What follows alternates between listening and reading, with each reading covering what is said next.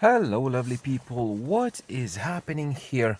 Today we'll be installing these tweeters and I'm gonna explain you why.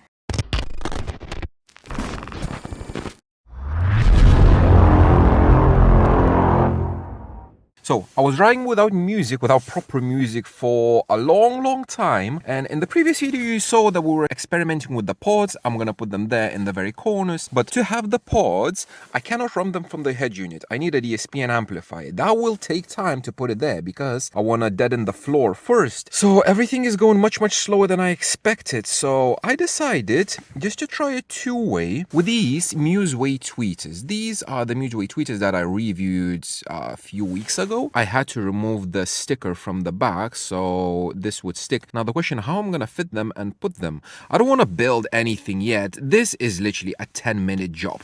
So I do have these action camera swivel thingies. I did buy them a few years ago and I used them in my previous car with the ScanSpeak tweeters and the SB29s. These cost probably like £2 or £3 each, and it's just literally just a very simple swivel that lets you adjust this hand however basically you want it. So what I did, I hot glued this plate to the tweeter. Now it's winter, so it's cold, so this hot glue for a few months is gonna be fine. It's not gonna unstick or anything, and this goes inside of that thing and the final product looks like this. And basically I can put it in the pillar and I can adjust it as I want, such as that one. There we go. So with this one, see, I can adjust it, aim it towards me, aim it opposite to me, however basically I want. Now the mounting in the tweeter itself is very simple. All you have to do is drill one hole, so 5mm hole, and then you take this and just literally screw it into the pillar, which I did with this pillar. Let me take it out, just like that, see? So it is flush. From the other side, you can see this. I just put some extra hot glue so it's not gonna come out. And yeah, very simple install. So this is like stage one of this install, because the second thing that I will need to do, I will need to grab the rear channel signal that's going through the factory wiring into the back doors. I will need to hijack it and run it to these tweeters, so I'll be able to cross them kind of properly. So I do have these. I bought this on AliExpress because if you watched my head unit install video, probably know that this cable that is coming from the factory into the head unit is extremely short and I could barely plug it in. So I bought an extension. This is an Android cable extension. I hope it's gonna fit, and this is just for the head unit to extend it. In case this is not gonna fit, I have an ISO. It's short extension, but ISO extension. So what I need to do is I need to figure out which ones of these are the rear ones, because you have two for the front, two for the rears. Unpin it and run the wires directly from this somewhere through there into the pillar where I will have these tweeters installed. So first things first, let's put these tweeters in and then we're gonna start with the wiring. And obviously after everything is done, then we're gonna do a short RTA with these mid bases, Illusion Audio C6 with the treated doors, and with these tweeters. It's going to be a two-way quick RTA. So obviously the Android one didn't fit, it was a different one. So I just did this extension. I cut the rear cables in half. So here you can see the rears are green and purple. So green and purple, the green one is going to be left, the purple is going to be right. So now the only thing I need to do is connect some speaker wire, run through here into this one there, and the purple one run to the other side and just put the head unit back. Okay, I'm just finishing everything installing. Man, it's getting dark already.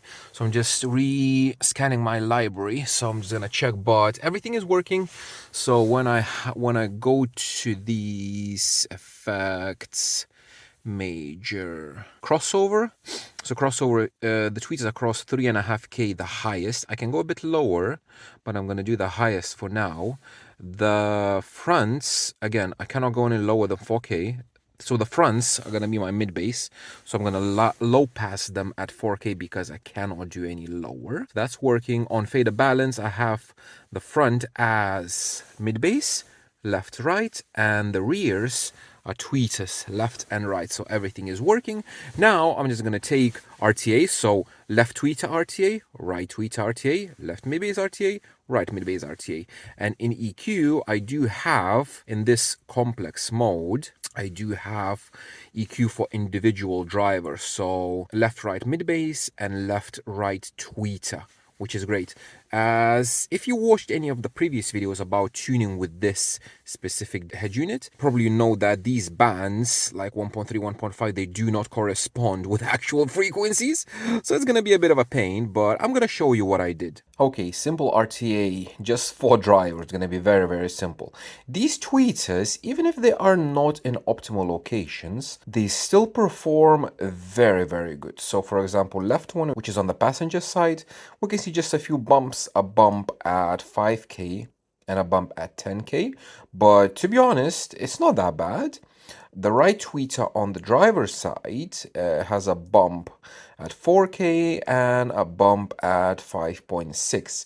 There is a little cancellation at 7.6. This could be the reflection from the side window or the windshield, not sure, but not bad. You can see I didn't get them totally on axis because they do roll off. The other side, yeah, the other side plays much higher, up to 18 and then a little bit.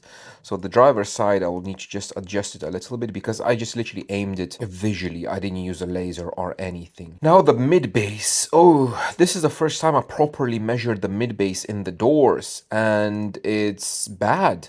It's actually like really, really bad. So this is crossed at, I believe like 60 or something or whatever, but there's nothing much below 75. Then we have kind of flat-ish response up to 200, 190 with one little dip here, and then it's just a total mess. So a two-way in my particular car, no, it's not gonna work. You can see this massive hole. This is a difference of 15-20 dB at 460. It's impossible. And everything above 2K, everything rolls down. Now this is the left one, which is a passenger side. On the driver's side, kind of a similar situation. I just change the color. And yeah, this driver's side door is horrible. We have a null at 135, another null at 210, another null at 410. This door is horrible, and you can see left and right, they kind of almost match, especially this one above 200, they're almost matching, and this one as well, almost matching, and they're all off matches. So yeah, this response is really, really bad, and you cannot do much, especially with the head unit EQ. So yeah, let's have a look what I did with the EQ. I didn't use any targets or anything. I do have a target, but I didn't really use it.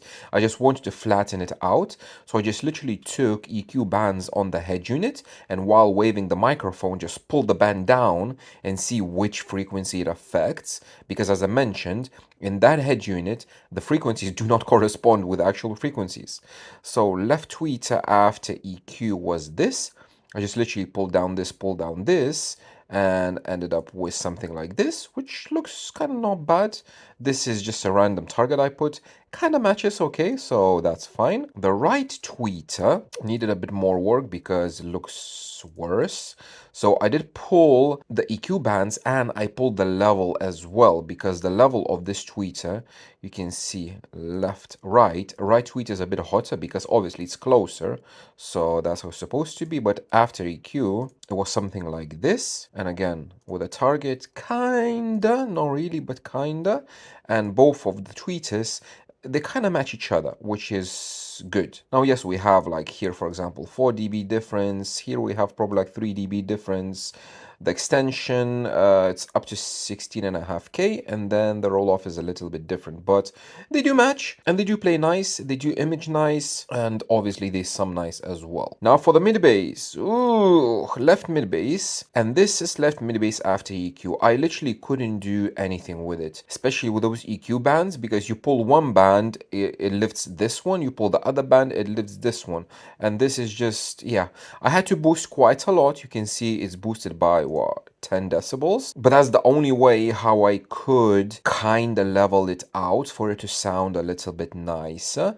Now, yes, if I'm gonna crack it full tilt, probably this is gonna be close to clipping, but just for now, for normal level listening, it's gonna be okay. And I had to pull down the bottom end a little bit because this was a little bit boomy, a little bit too full, and it didn't sound nice. So after EQ, ended up with this, obviously one massive hole, second massive hole, and a missing top end as well. So you can see, for example, tweeter after EQ, and we do have a hole here between the tweeters. So this is the tweeter that I measured with 3.5K crossover. Later on, after I did everything, after the summing, I lowered the tweeter crossover to 2.2 kilohertz. So this filled up this gap a little bit. But yeah, the mid bass doesn't play high, so you can see it starts to roll off at 1.5K and then it goes down. I think I push this up a little bit? Yeah, I think that pushed it up a little bit by like 2 dB or something, as much as I could, but yeah, it's not nice at all. Now, the right bass, which is the driver's side, is much worse. And after EQ, this is the only thing that I could do. I had to pull down this level altogether and push up this area a little bit, and I tried to push up this just to match it to the other side. So if I'm going to remove this, it looks kinda, it's not linear at all, especially with these, but kinda. But both of these mid basses after EQ, you see they match very, very nice. So this one again on the right side, I had to pull this up just to match the very, very top end. And yeah, now it kinda images, kinda sounds not bad.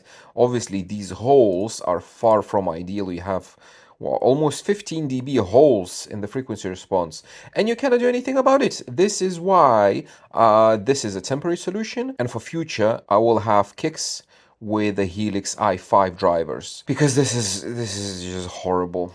And again, with the tweeters, you can see already that there's gonna be a hole here at about 2 to 3 kilohertz. So yeah, even if I'm going to put the target like this, so for the tweeter and for the mid-range, so tweeter target is kind of following, okay, not bad, but the mid-bass target, especially like you see missing, and the whole top end is missing. So that's why I had to change this one. You can see the tweeters need to be pulled down in order to cover this gap. But even with that, here we have a hole as well.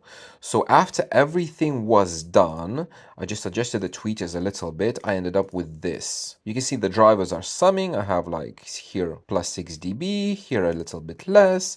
But yeah, we have a hole here. Again, this is from the mid bass, and all of this is mid bass. The tweeters, they're very nice. They're playing super nice.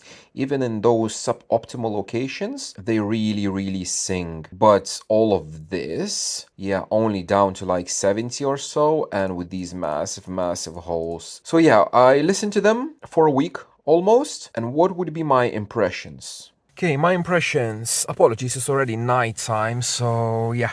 The mid bass in the doors, I don't like it at all. Not even one bit. With all the deadener that I put, if you saw what a deadening I did, there's no rattles. It sounds good, but I do have a lot of tactile feedback. Especially when I'm driving, I have my hand here on the side, and I can feel everything. I rest my foot, I can feel everything. I do not like the tactile feedback. I cannot wait until I'm gonna have drivers in the keys, because this is just horrible. Now, these tweeters, for the price, they are bloody amazing, bloody awesome. They sound very nice, and at the moment they do sound a little bit, I want to say like metallic-y or something, but this is not the tweeters. This is the head unit, because they're running on the head unit power. And when I was running the Illusion Audio tweeters, and I don't remember if it was this head unit, the Joying, or the Atoto, and I said that it sounds like the tweeters are distorting a little bit. So now they sound a little bit metallic-y, and I guarantee it's going to be the head unit power.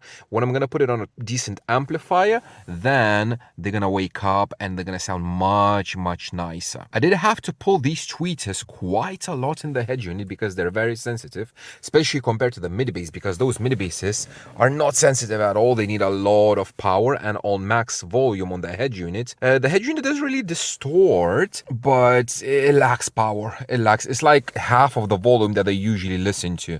So after like a few days, what I did, I changed the high pass on the mid bass and I just disabled it. They are running full range all the way down because I cannot max them out like X Max with his head unit. 10 watts is not enough to max out with no crossovers.